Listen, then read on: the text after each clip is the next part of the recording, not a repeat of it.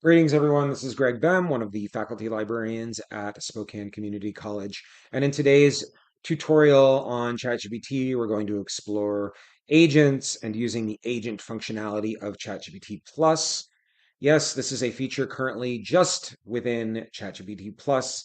That may change over time. We will see. But for now, we've got it here in Plus. So it's good to be aware of what OpenAI is developing and how they're evolving their GenAI technology. And in this video, we'll take a look at one of those major developments. If I click on plus here at the prompt bar, I will see agent mode. And when I click on that, agent mode will be listed, and I will be given a list of a variety of potential tasks that an agent can do in agent mode. Before I do that, though, I'm going to X out of that and simply ask ChatGPT 5, hello, what is a GenAI agent? How has ChatGPT OpenAI created this functionality? Now it's providing its answer. So it's basically a specialized goal-oriented version of GenAI that can act semi-autonomously. So this is a key thing. It is able to do tasks not necessarily with the user's input in order to reach a larger goal. So it is agentic, and that is another word to recognize. It has reasoning loops, can plan steps, and take actions towards that goal. This is a really important one. It's interactive. That means it can connect with other systems. And in the case of ChatGPT, there are a set number of applications and systems that their default GenAI agent mode has access to. Almost like you could imagine another computer right next to yours with a ghost version of yourself, the agent, working on that computer and having access to whatever has been included in that system. And it's autonomous-ish in that you still need to provide the goal, but it is able to do multiple steps without being prompted. So it can still have iterations, but many of the iterations it goes back and forth with itself in order to accomplish. So ChatGPT, you ask it answers. Agent, you say organize a workshop on climate change, and it will provide all of these pieces to that puzzle. And I think that's good. Let's see. Let's go back to a new chat and let's try one of their suggested prompts here for the agent. But before I do that, I also want to click on reports, actions, spreadsheets, and presentations. Let's see. Let's click on one of these because I feel like these research-oriented tasks or goals could be potentially relevant for a higher education audience. Let's select research fundamentals of natural wine versus traditional techniques. As someone who loves wine, this seems particularly interesting to me, and I'm happy about learning more about natural wine versus traditional.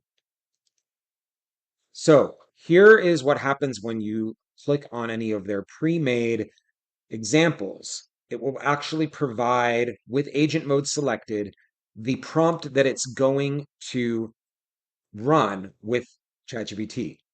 Why do I want to highlight this? Because I think it's important to see the many different types of prompts that are being created by humans, by systems, and simply recognizing and getting out of our own heads the uniqueness to all of these different prompts. So in this case, it's telling it to build a primer, and then it's saying what data to use. It's also asking for myths to be debunked, flavor styles mapped, and quick tips. So this seems like this could be very hands-on, applicable research information as well, not simply research for the sake of reading and writing. So let's click on the arrow here. Now it says setting up my desktop. Again, remember the analogy of having a computer next to your computer. And now has provided its LLM response. And now in real time, it's actually telling you what tasks it's working on. And you get a interesting set of visualizations with this live preview. So it's looked like it found some websites that were no longer functionality. And so now it's going into some other websites. And it's also talking about what the source that it's looking at is saying. It's summarizing in real time. And it's continuing to go down the list. Because we did not ask for specific types of sources, we will see plenty of information from popular sites, blogs, Wikipedia, all the different things might show up. But we might also get some great academic sources in the case of that PubMed link.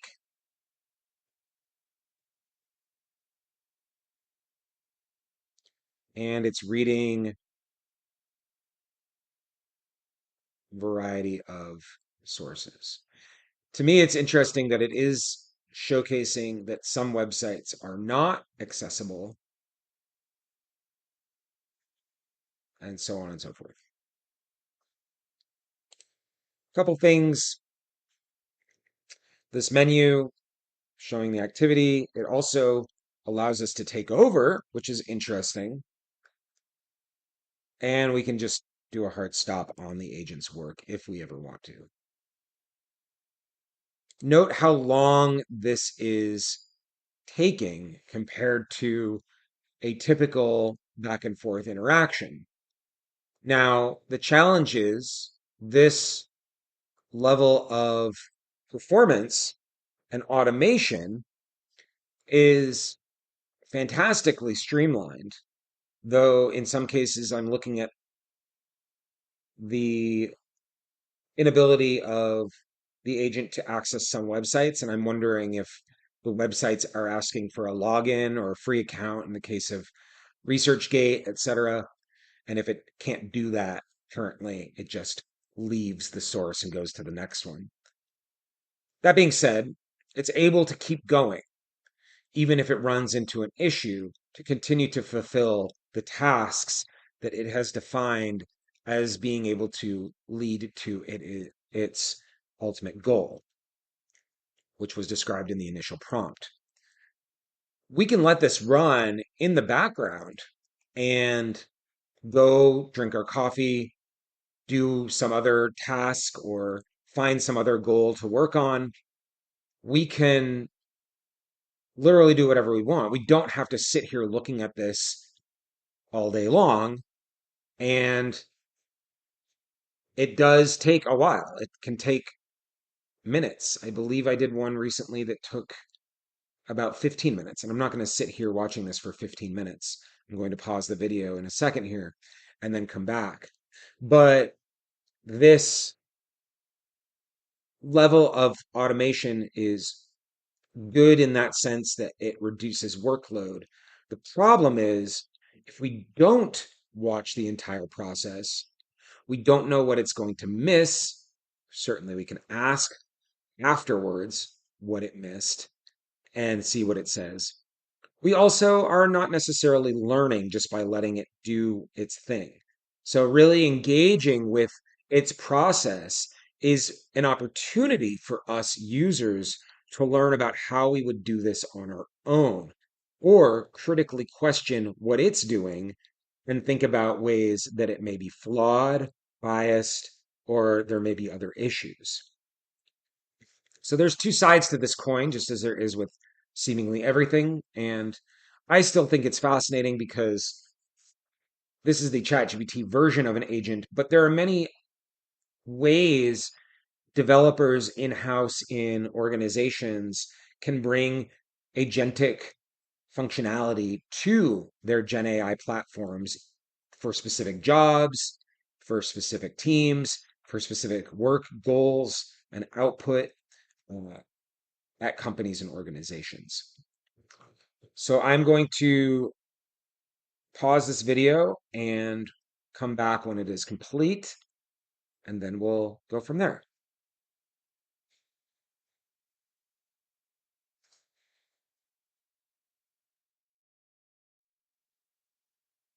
All right, everybody, and we are back. As we can see, it tells us that it worked for 32 minutes.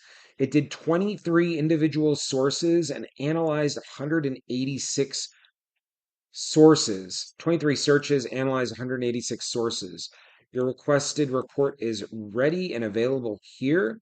And as we can see, I'm going to just highlight on the right of the screen how long this response is going to be just by looking at how long this page is. So I'm not going to go through every individual aspect of this primer that it generated, but it provided a massive report, massive, on all of the individual aspects of the topic on natural wine and traditional methods of creating wine. Um, you might think, oh, I could have done this a lot faster if I had simply done back and forth prompting like I normally do. And that may be the case. The reality is that the thoroughness and the brevity of all of the search results and how much it searched to find high quality results is probably worth noting. However, it's going to continue to be worth considering what are these other websites that it's providing access to, popular sites as well as um, academic research articles, etc. And of course, this is an agent mode that can continue to work. You can continue to do additional things. And you can also just deactivate the agent mode and ask simpler prompting questions like summarize the work the agent did during this last goal. And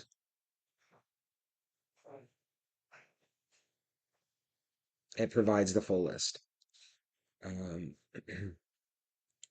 and I don't know about this report.md. I'm not sure about that. Does it look like you can actually download this report? I'm not quite sure. Um, it does not appear as though that was something in the option, but perhaps there's a way to download it and I'm just not catching it. Um, is it in the library? No, those are all images that were generated.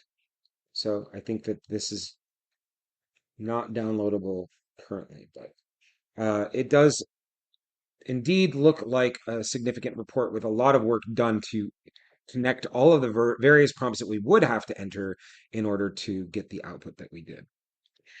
In any case, I highly recommend if you do have Plus to explore this on occasion. It does take a long time, so it's harder to get into a flow. However, the fact that you can create a wide variety of agent-oriented output, including not only reports, but other types of output as well, is worth considering. Thank you so much for watching this video. Hopefully you found it interesting and helpful. If you have any questions about ChatGPT or generative artificial intelligence, please reach out to the library at Spokane Community College. Have a good one.